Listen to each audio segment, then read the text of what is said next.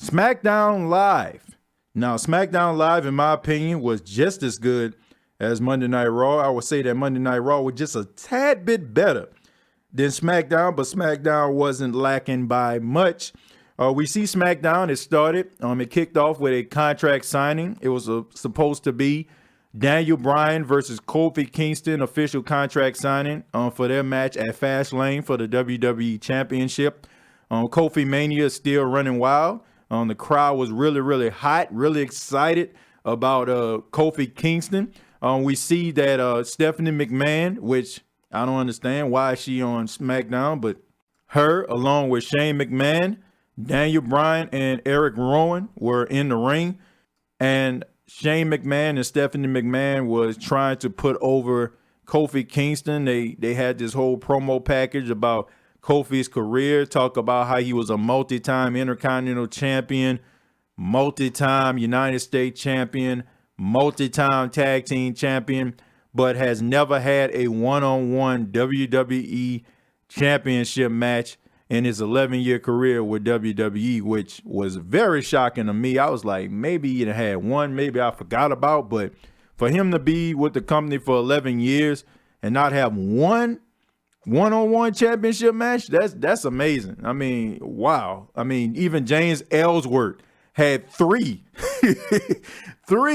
WWE championship matches, one-on-one with AJ Styles. But Stephanie and Shane, they introduced Kofi Kingston. Kofi Kingston comes out with the New Day, and they're all excited. Kofi Kingston really is, feeling the energy of the crowd. He comes out high-fiving the crowd. He goes around in a circle, dapping off people, you can really tell that he is really excited about this moment. I don't think that's part of the storyline. I think that was really impromptu. I think he is really humbled and excited about the reception that he got. I mean, a guy that wasn't even supposed to be in this position. This is supposed to be Mustafa Ali, a guy who he seized the moment, man. He seized the moment. He understands that, and the crowd got behind him. So he was really grateful, you can tell. He finally gets into the ring, and then he gets on the mic. He talks about 11 years he's been with WWE, never had a one-on-one championship match, and he talks about how this is his moment, and he's going to become the WWE champion. He did all this standing up, and finally he sits down in a chair. Daniel Bryan didn't move, didn't say anything at all. He was just sitting in the chair looking all devious and, like a true villain holding the championship. Like it was just the best thing since sliced toast bread. He had this look on his face like, I'm not impressed. I'm not enthused. You're not going to beat me. He had this whole look going the whole entire time. Daniel Bryan is really doing some of his best work in WWE. As a heel. He didn't say anything, but his face just spoke volumes. His facial expression spoke for him. But anyway, Kofi Kingston sits down. He's ready to sign the contract. Daniel Bryan signs it first. And then all of a sudden, Kofi Kingston gets the pin. And he's about to put the pen to the pad to officially sign the contract. And before he does that, out comes Vince McMahon. Now, Vince McMahon comes out. He talks about Kofi Kingston. He talks about how great it is, Kofi Kingston, getting this reception and stuff like that. But he says he is the chairman of WWE, and his job is to make sure that he puts on the best matches possible. So he ended up replacing Kofi Kingston. Now, this seems to be a reoccurring thing when it comes to Vince McMahon, because he did the same thing, eliminating Becky Lynch, suspending her for 2 months, taking her out of the championship match at WrestleMania. Is now Charlotte Flair versus Ronda Rousey, and now we see Kofi Kingston getting screwed by Vince McMahon. Vince McMahon takes him out, and out comes a returning Kevin Owens. Now, Kevin Owens comes out. You really don't know what to make of it. He comes out. He looks much leaner. He seems like he's in shape. Seems like he lost a little weight.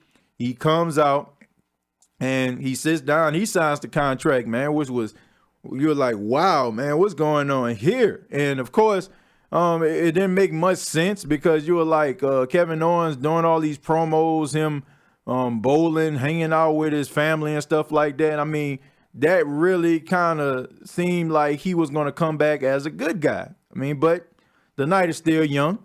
And after the contract signing, we see Stephanie and Shane backstage. And Kevin Owens is saying that he's really appreciative that Mr. McMahon is finally starting to see his talent, but he would like to tag with Kofi Kingston tonight. And Stephanie and Shane were like, huh? You know, like, that don't make much sense. Like, I guess they thinking like, oh, man, classic KO, acting like he humble, but at the end of the day, might trying to stab Kofi in the back or something, trying to make a statement off him. So they say they'll think about it. So, of course, they end up making a match. So it was a tag team match that was supposed to take place tonight. Eric Rowan and Daniel Bryan taking on Kevin Owens and Kofi Kingston. Then we see R-Truth comes out with the mysterious United States Championship, man. He comes out there. He has this United States, American flag denim jacket on, and he comes out with he comes out with Carmella. And man, R-Truth is just funny. I mean, he's the United States champion, and does he get a belt credibility? No, he does not. Okay, but you must admit, he is one of the most entertaining things that will come on your television when he's on there. You're gonna laugh.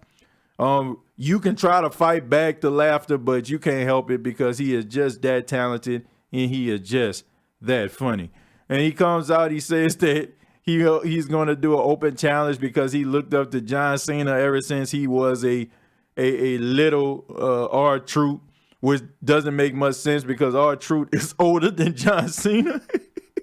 So he has an open challenge, and out comes Andrade Cien Almas with Zelina Vega. And then all of a sudden, Rey Mysterio music hits, and Rey Mysterio just makes a beeline to the ring, runs past Cien Almas and Zelina Vega, almost knocking over Cien Almas. Cien Almas runs to the ring, trying to get at Rey Mysterio. And, they're trying to break him up. I'm talking R-Truth. He's trying to separate Mysterio, and he's trying to separate Almas. And he's like, I don't know what to do. I don't know who I want to face. And Carmella was like, well, if you want to be like John Cena would have took on both of these guys at the same time. And then R-Truth just like, he gonna take on both of them. He's like, damn, he brave. I just thought that was funny, man. So R-Truth ends up taking on Cien Almas and Rey Mysterio in a triple threat match for the United States Championship. And I'm pretty sure I thought, like everybody else, that R-Truth was just on borrowed time. But he ended up getting a victory. He ended up rolling up Rey Mysterio to retain his United States Championship, which I must say this. I got a lot of respect for Rey Mysterio because Rey Mysterio, in my opinion, allowed the people in the back to protect Cien Almas, to make sure that he stays strong, because Cien Almas has a lot of promise. I think that if he probably would have took that roll-up victory, he probably would have lost some of his momentum. So, Rey Mysterio probably, just did that for Cien Almas. So that shows that he really does have some respect for him, because we know that Rey Mysterio, he's a seasoned veteran, man. He probably got a lot of pull and a lot of cachet in the back. So he could have easily just said, I ain't taking this pin. So that shows you the type of human being that Rey Mysterio is, willing to look up at the lights in order to try to create a career for Cien Almas. But once again, R-Truth retains his United States Championship. If I can backtrack a little bit, a match I forgot, Aleister Black and Ricochet. They had another tag team match. This time, they took on The Bar. This match right here was pretty good. Of course, Aleister Black and Ricochet, they got the victory over The Bar. No surprise there. It seems like they're really trying to get Aleister Black over. I think that Ricochet, everybody knows what they get with Ricochet. What you see is what you get. He's always going to be over because of his aerial skills and some of the moves that he does. A lot of guys can't do. So I think that this week was kind of focused on trying to get Aleister Black over and trying to solidify him as a true contender in the future. But Aleister Black, Ricochet get the victory over The Bar. And it seems to me to be some kind of trend, because why is it that The Bar always lose to little makeshift teams? It seems like they always lose to the guys that they're not prepared for. I mean, they end up losing their tag team titles at WrestleMania, right? They end up losing that because they didn't expect the Hardy Boys to show up. They lost their tag team championships at WrestleMania last year because Braun Strowman and Nicholas, a 10-year-old child, he pulled from the crowd, ended up beating them. They wasn't expecting that. You look at Shane O'Mac and The Miz, they lose to them because they wasn't expecting those two to be able to coexist. So it seems like anytime they're trying to get like a new fresh tag team or unexpected event, the bar always seems to be looking up at the lights. So I guess like when they're ready for a one-on-one contest and they're prepared for their opponent, they always seem to get the victory. But good match, good solid match, man. Good showing and good selling by Sheamus and Cesaro trying to get those two guys over. Then we also seen Charlotte Flair cut a promo. Charlotte Flair gets in the ring. She talks about what happened on Monday Night Raw when Ronda Rousey put her women's championship at the feet of Stephanie McMahon because she was upset at the fact that Vince McMahon didn't come out and reinstate Becky Lynch after Becky Lynch came out the crowd and attacked her and Natalya, who were involved in the tag team match versus the Riot Squad. Charlotte comes out there, cut a promo, and talks about how great she is. Talks about how, she is basically the front runner, the person that is the best of the best, the creme de la creme of the women's division. And she also says she's going to be on Monday Night Raw. And if Ronda Rousey isn't woman enough to lead the division, then she will do what she always does, and that is carry the weight of the women's division, which I thought was one of Charlotte's best promos. I think that it was probably one of her best promos. I know. Charlotte does not really do promos that just kind of stand out. I only can think of maybe one promo that Charlotte did, except for the exception of that controversial promo that happened between her and Paige when they were talking about Charlotte's brother Reed Flair, who died of an overdose. That was kind of, pretty much a promo that hit close to home, and a lot of people felt like that was very insensitive. But besides that, a promo that really stood out to me probably was the one that she cut on Ric Flair when she talked about Ric Flair, talking about he was a failure as a father. This promo right here probably stood out more because don't really remember too much of Charlotte's promos. So this one right here seems like she really took her time and really tried to get a point across, and she did an outstanding job. So much credit to Charlotte Flair. I think she was very convincing. She will never, ever be a CM Punk.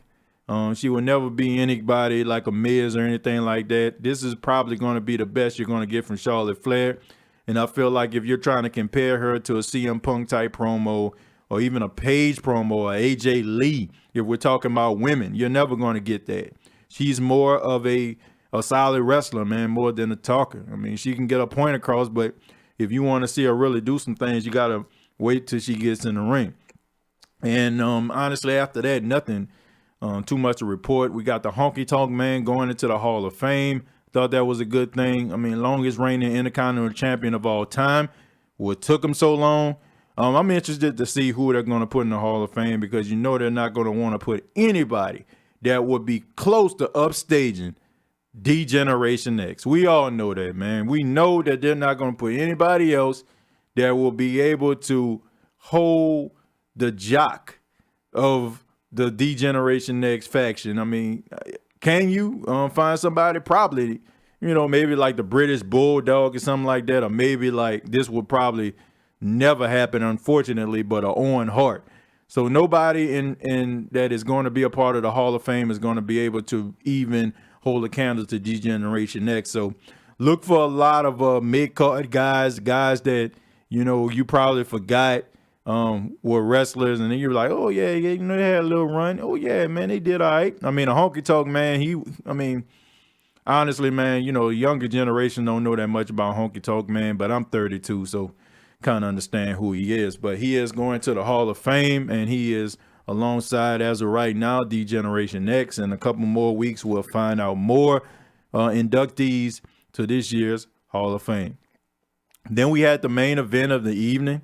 Of course, we talked about Daniel Bryan and Eric Rowan taking on Kevin Owens and Kofi Kingston. This was a good match right here. Kevin Owens' first match back since he come back from injury. Good solid match, good back and forth, a lot of action. Eric Rowan looked really strong in this match. I'm glad to see that they're trying to utilize Eric Rowan, not just having him just taking pins and just around here just jobbing and doing Daniel Bryan's dirty work and making him look bad and making Daniel Bryan look like $1 million. I feel like you need to protect Daniel Bryan at all costs, but if you want to look and make it seem like Eric Rowan is a monster, you got to make sure that you protect him and make sure that he doesn't just be in there eating pins, because it's just going to make his credibility look bad, and it might even trying to trickle off to Daniel Bryan. But good solid match, a lot of action. Kofi Kingston did outstanding job. Crowd still hot for him. A lot of people probably thought when was the knife going to come, get stabbed in the back by Kevin Owens, but it didn't happen. We had Kevin Owens, man, I mean, looking like a solid babyface. So I was excited to see that, man. So it seems like WWE wants him to be a good guy. And the shocker of all shockers, he actually finished the match with the Stone Cold Stunner. He ended up stunning Daniel Bryan, picking up the victory. And a lot of people were just going absolutely crazy. A lot of people probably thought, what would Stone Cold Steve Austin think about it? I was one of them. I was like, man, what would Stone Cold think about Kevin Owens using his finishing move? But Stone Cold didn't have a problem with it. It seemed like he was okay with Kevin Owens using the Stone Cold Stunner. And according to news sources, that this will be the official finisher for Kevin Owens. I mean, he will use the pop-up power bomb every now and then.